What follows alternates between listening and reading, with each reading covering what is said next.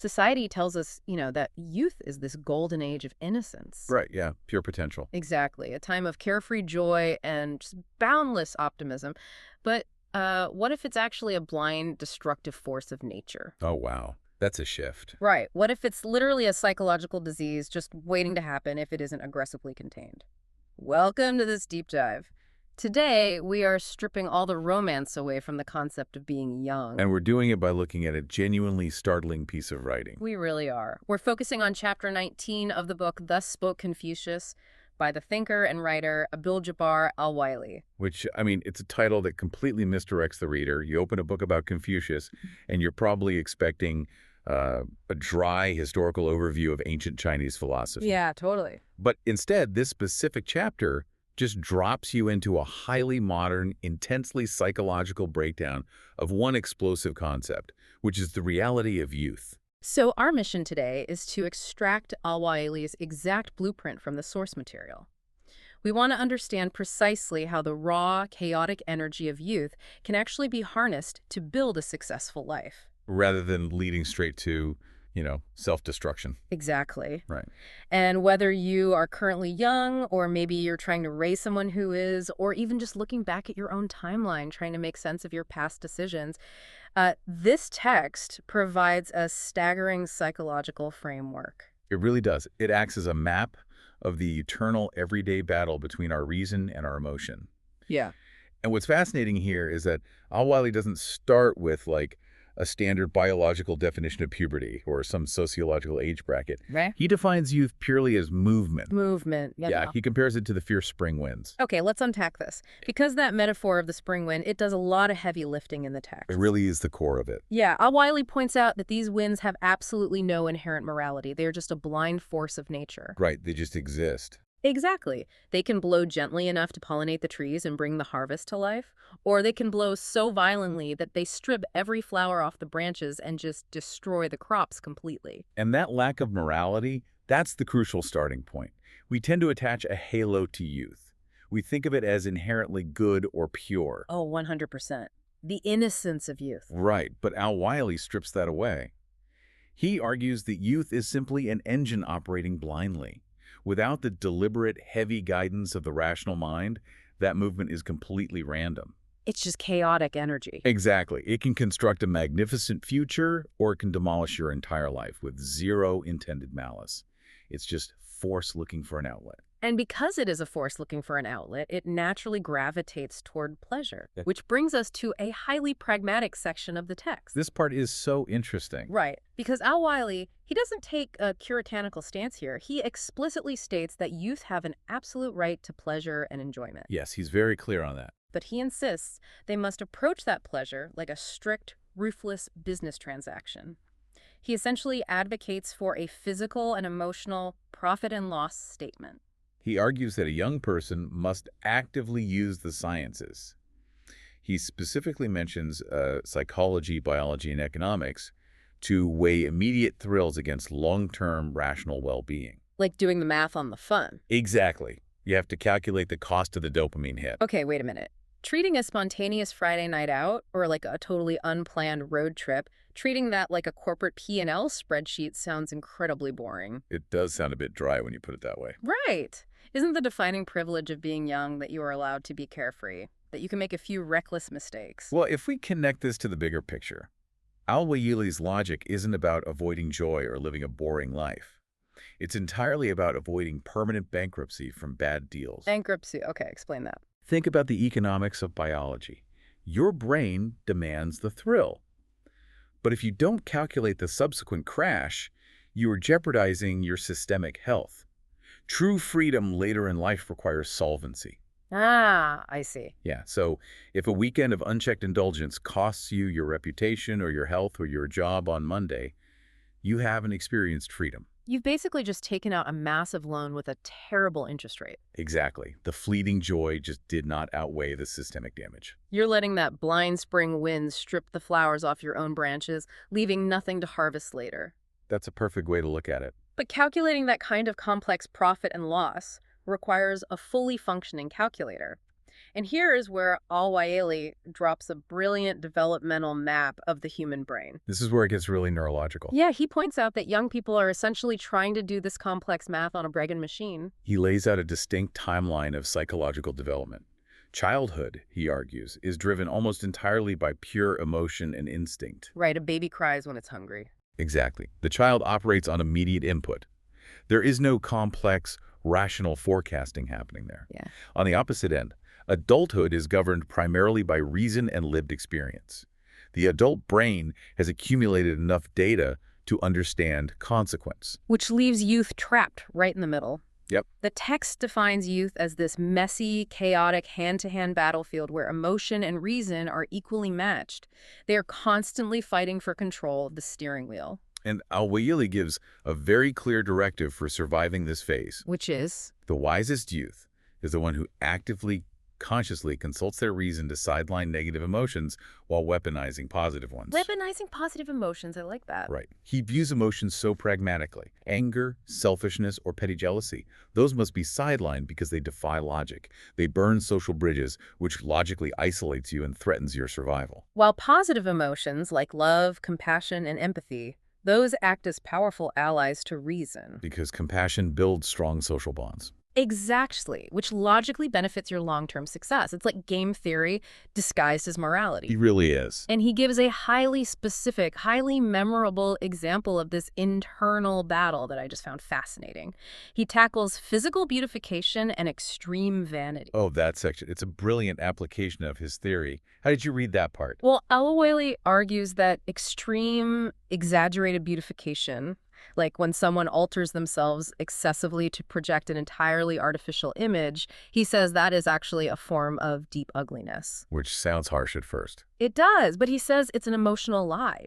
It is an attempt to deceive others, which essentially insults the intelligence of everyone around you. Right. True beauty, according to the text, is a moderate physical presentation combined with solid moral character, traits like loyalty, honesty, and generosity, which actually endure. He views extreme vanity as a systemic failure where irrational emotion defeats reason. Because of insecurity. Exactly. The emotion of profound insecurity, or the desperate biological desire for societal validation, it completely overrides the rational understanding that artificiality repels people in the long run. It is a calculated deception that fails its own objective. It's like putting a fresh coat of really expensive paint over a crumbling foundation, or passing off a deepfake video as your real life. Yes. It might get massive initial engagement, right? It might fool people who are just scrolling by quickly. But once the intellect of the people you actually want to connect with spots the glitches, like the lack of genuine character, the superficiality, the trust is permanently broken. Because the intellect always sees right through the emotional deception. Always. That is the precise mechanism he's describing. Relying on an artificial facade is a catastrophic miscalculation on that spreadsheet of life.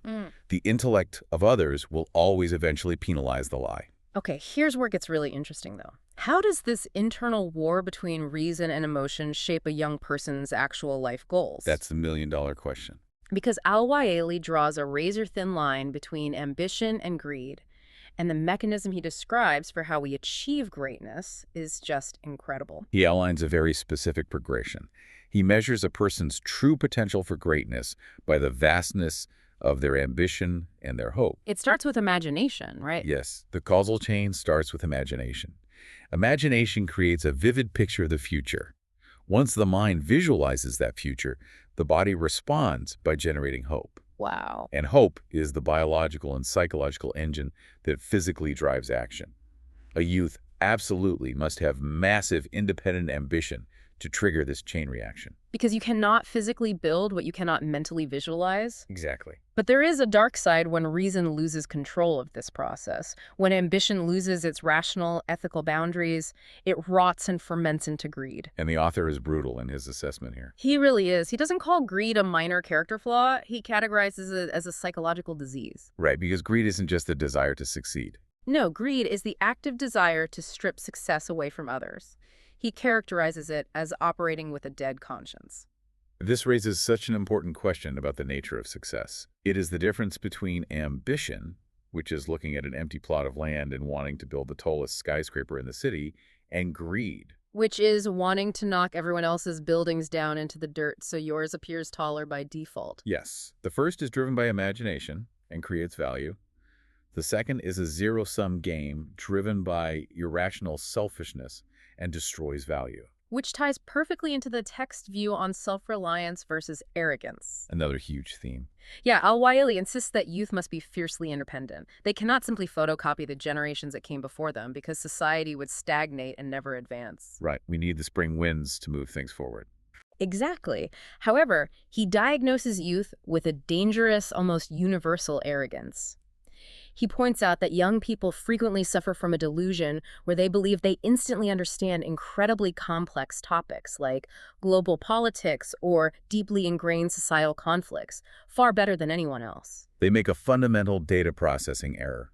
How so? They mistake the intense heat of their emotional outrage for the deep substance of actual knowledge. Just because you feel strongly about an issue does not mean you understand its mechanics. So what does this all mean for the listener who is young and trying to make their mark? It's a tricky balance. It really is. How does the author suggest a young person navigate this? Like, how do you remain fiercely independent and unapologetically ambitious without turning into an insufferable, arrogant know-it-all who completely dismisses the people who have actually lived through these complexities? Al-Waily offers a very specific algorithm for this. Yeah. True independence does not mean burning down the library of the past to prove you can write your own books. I love that phrasing. True independence means taking the hard-won wisdom, the painful failures, and the vast experiences of your elders as your baseline starting point, not your finish line. A starting point. Exactly. The smartest youth stands on the shoulders of the past to increase their own field of vision. You absorb the data of the previous generation, process it through your own rational mind, and then you innovate.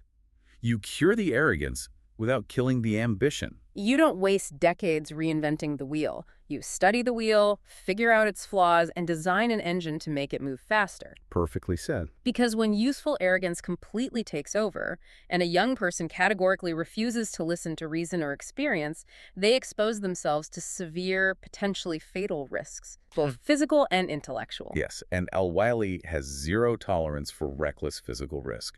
He strips the romance away from youthful rebellion. He's not a fan of the rebel without a cause? Not at all. He states bluntly that ignoring danger is not bravery. It is an inability to calculate probability. It's stupidity. He quotes the classical Arab poet al-Muqtanabi to cement this point. And it's a powerful quote. It really is. The quote establishes that intellect must always precede the courage of the brave. If you charge blindly into a battlefield without a strategy, driven purely by the emotional thrill of the fight, you aren't acting as a hero. You are just volunteering to be a casualty. It comes right back to the profit and loss spreadsheet. The risk must be rationally justified by the potential reward. If the intellect isn't signing off on the action, the courage is wasted. Now, before we move to the next major concept in the text, I need to state something very clearly to you, the listener. Yes, this is important context. The next point we are unpacking directly touches on religion, faith, and atheism. As your guides on this deep dive, we aren't taking any sides here. We are simply reporting Al-Waily's philosophical perspective exactly as it is written in the source material to help you understand his overall framework. And Al-Waily's perspective on youth and disbelief is entirely consistent with his theory of brain development that we discussed earlier. That violent battlefield between reason and emotion. Exactly. He argues that when young people suddenly rush into atheism or staunch disbelief, it is very frequently driven by an emotional rebellion against authority and a lack of vast life experience, rather than a deep, logically sound deduction. He views it almost as a biological limitation. He does. Achieving deep, unshakable philosophical certainty, whether that is a profound certainty in religious faith or a profound certainty in atheistic disbelief, it requires an incredibly complex level of reason. It requires an enormous data set of life experience. Right. And crucially, the ability to process massive abstract thoughts completely stripped of emotional bias. Which a youth, by definition, is struggling to do. Because they are still trapped in that chaotic battlefield phase. Right. And because of that, Al-Waily argues that true, permanent stances on matters as monumental as faith, existence, or the nature of the universe should not be finalized. The ultimate conclusions should be deferred until the mind fully matures and stabilizes in adulthood. He essentially diagnoses youthful absolute certainty as just another symptom of that dangerous arrogance. It's the youth assuming they have solved the grand equation of the universe before they've even finished learning the fundamental math. He's really advocating for profound intellectual humility. Exactly. And all of these warnings, all of these mechanisms, they build up to the text's ultimate ideal. The rarest youth. Yes. Yeah. Al-Waily describes this concept, this psychological superhero. The rarest youth is the young person who manages to perfectly synchronize four incredibly difficult, often contradictory traits. And these four traits act as the ultimate containment system for that blind force of nature. Let's break them down. First, patience. The sheer willpower to control reckless emotion and delay immediate gratification. Crucial for the spreadsheet. Right. Second, knowledge. The relentless, humble drive to feed the rational mind and gather accurate data. Third, ambition. That massive imaginative hope that physically drives them to take action and build something monumental. And the final one. Finally, a touch of modesty or shyness. That fourth trait, modesty, that is the critical stabilizing agent. You know, I want to challenge that. Why is modesty so essential here? If you have the knowledge and the ambition to literally change the world, shouldn't you boldly own that? It's a fair question. But modesty is the only effective antidote to the arrogance that alienates society. Think about the massive paradox required to hold these traits simultaneously. Okay. Ambition requires you to deeply believe that you are meant for greatness, that you can do what others cannot. But modesty requires you to constantly remember that you are entirely unremarkable, flawed, and just one small piece of a massive human ecosystem. Oh, wow. Holding both of those contradictory truths in your mind at the exact same time, that is why this youth is the rarest. Exactly. Because a highly ambitious, deeply knowledgeable young person who possesses absolutely zero modesty, they quickly become socially unbearable. They actively alienate the very people, the very society they are trying to lead or succeed within. Modesty keeps you grounded. It maintains your humanity while your ambition reaches for the stars. So if you combine the patience to wait for the exact right moment, the knowledge to know exactly what to do when that moment arrives, The ambition to flawlessly execute the plan. and the modesty to ensure the resulting success doesn't mutate you into a monster, you become an unstoppable force. It is an incredibly difficult equilibrium to achieve. But if we step all the way back and look at the macro view, Al-Waily is revealing a master plan for the entire human lifespan. He really maps it out brilliantly. He does. Youth is a temporary, highly explosive fuel. You only get access to it once. Right. The smartest person weaponizes the explosive fuel of their youth to build a highly stable, secure adulthood. Then they leverage the wisdom and stability of their adulthood to secure a peaceful, comfortable old age. And finally, they use the profound peace of their old age to prepare for whatever comes next. It is a continuous, deeply intentional progression where absolutely nothing is wasted. Right. You don't burn off all the fuel in the first few miles, and you don't stall the engine out of fear. Every single stage of life is explicitly designed to serve and protect the stage that follows it. Exactly. I want to bring this full circle with one last incredibly poignant detail from the text regarding the inevitable friction between these stages. The generational war. Yeah, because obviously with youth pushing relentlessly for independent movement and elders pushing heavily for cautious reason, there is going to be massive conflict. That's unavoidable. Right. So to address this, Al-Waily quotes Ali bin Abi Talib, delivering a direct, profound reminder to parents and the older generation. He says, "Do not force your children to behave exactly like you, for they were created for a time different from yours." That is just a breathtaking call for mutual tolerance and sociological realism. It really is. It acknowledges that the parameters of the world fundamentally change. The elders possess the invaluable wisdom of the past, but the youth are the ones who actually have to navigate the uncharted reality of the future. Though the older generation is obligated to offer their wisdom as a guiding compass, not as an iron cage. Right. And the younger generation is obligated to respect that wisdom as a solid foundation, not rebel against it as a restriction. Both the cold reason of adulthood and the blind movement of youth are biologically and socially necessary for humanity to survive and progress. It perfectly validates both sides of the human timeline. It really does. Which leaves us with a tremendous amount to process. Before we go, I want to leave you with a final thought to mull over on your own. What's that? It is fascinating to realize that modern neuroscience has recently proven what Al-Waily observed centuries ago. Oh, about the prefrontal cortex. Exactly. We now know through neuroplasticity and brain imaging that the exact part of the brain responsible for rational planning, calculating consequence, and maintaining that spreadsheet of life, it does not fully finish developing until we are around 25 years old. Wow. Yeah.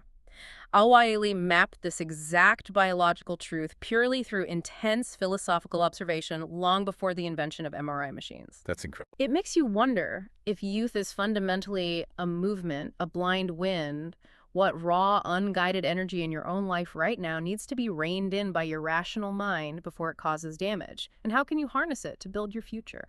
Thank you so much for joining us on this deep dive into the fascinating mind of Abdul Jabbar Al-Waily. We'll see you next time. Keep your hands on the steering wheel and respect the wind.